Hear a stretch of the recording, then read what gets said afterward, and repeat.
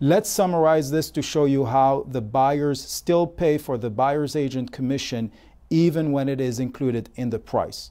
In the simple example of the beginning of this video, we assumed $500,000 was the purchase price. The buyer's agent commission was 2% or $10,000, and therefore the buyer would pay a total price of $510,000.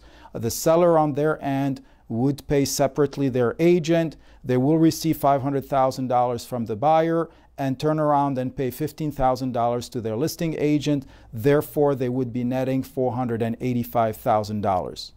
If we assume the seller was to include both the buyer's agent commission and the listing agent commission in price, by how much should the price go up so the seller nets the same amount of $485,000?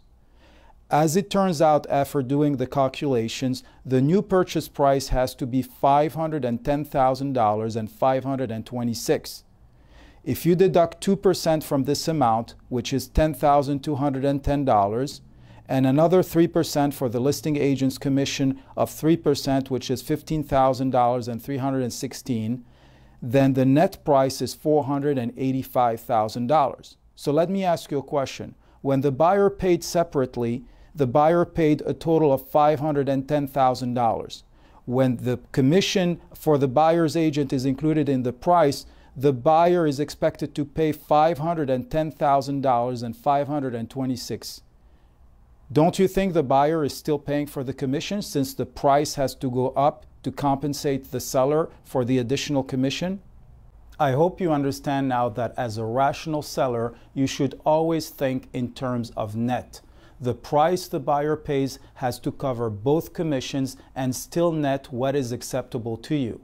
Therefore, the price the buyer pays is in theory higher when both agents' commissions are included in the final price.